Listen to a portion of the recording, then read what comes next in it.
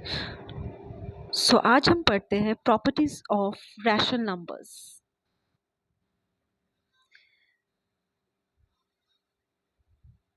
Properties of rational numbers. The first property is closure property. This is divided under three categories: whole number, the second is integers, the third is, any guess, rational number. Now let's understand what this whole number is. Whole number is, children, from 0 to the numbers which goes on, we call it as whole number. It can be 36, 101 or any number. Whereas integers, it is negative, positive. Rational numbers, it is in the form of p by q, where q is not equal to 0.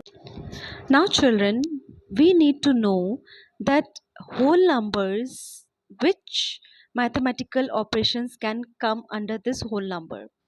Let's see, like multiplication, division, addition and subtraction.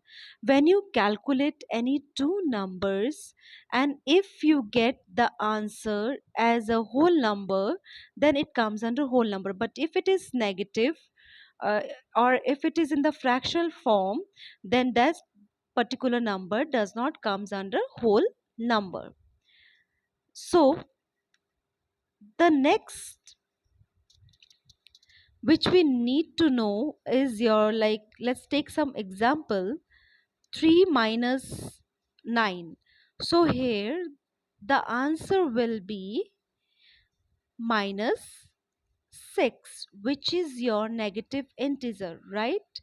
So hence we can say that कि ये आपका whole number में नहीं आएगा, ये आएगा आपका integers में, right? तो वैसे ही अभी आप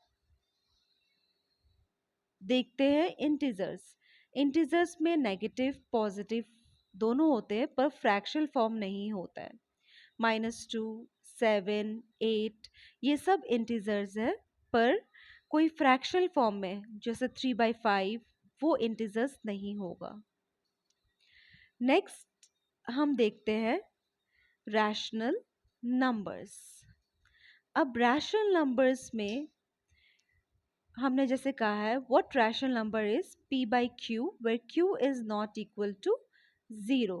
कोई भी जो होल नंबर नहीं है, जो इंटीजर्स नहीं है, और बाकी जितने भी है जो फ्रैक्शनल फॉर्म में है, वो सब आपके रैशनल नंबर्स में फॉर अंडर रैशनल नंबर्स आते हैं.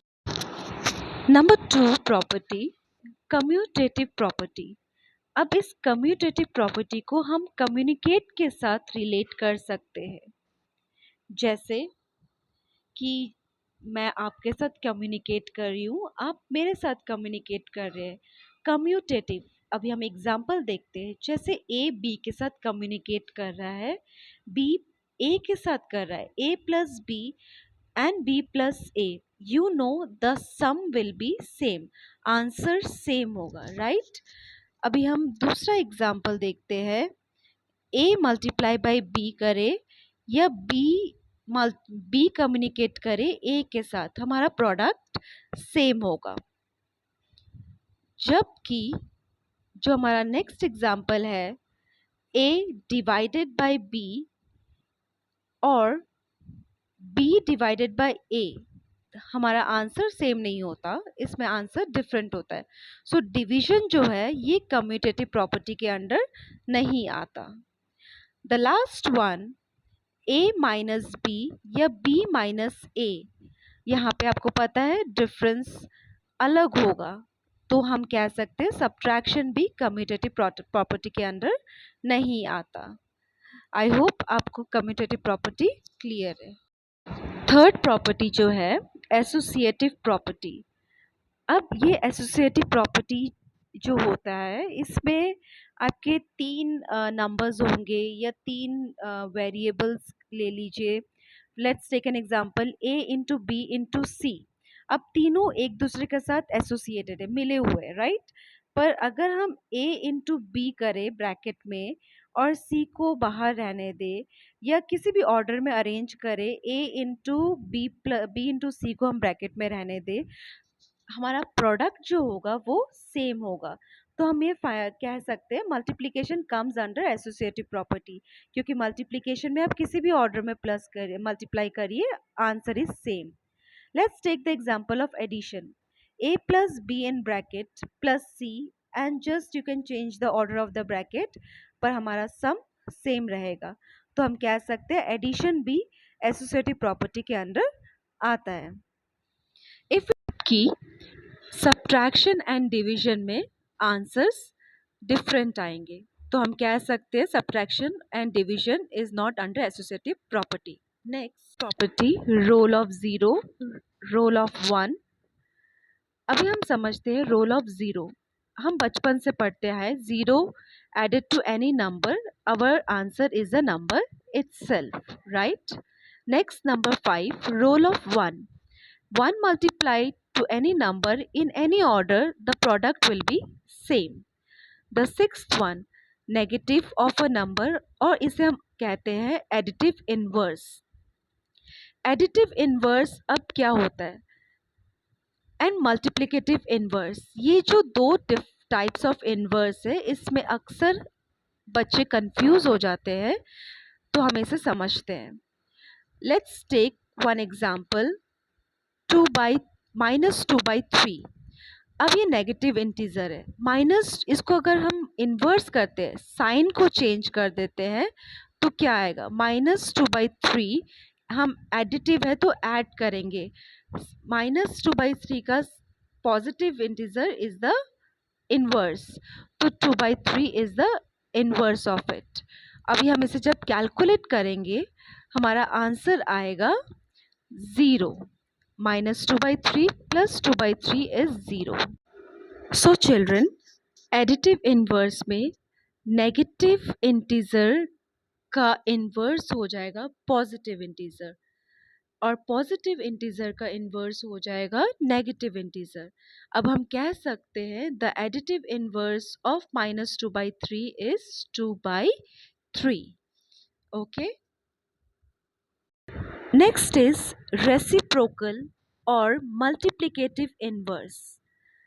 अब इस मल्टीप्लिकेटिव इन्वर्स में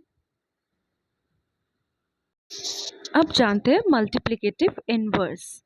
मल्टीप्लिकेटिव इन्वर्स में मल्टीप्लाई करते हैं और जो फ्रैक्शन होता है उसका हम इन्वर्स करते हैं। जैसे a by B multiply by a by B का हम उल्टा क्या कर सकते हैं, b बाई a।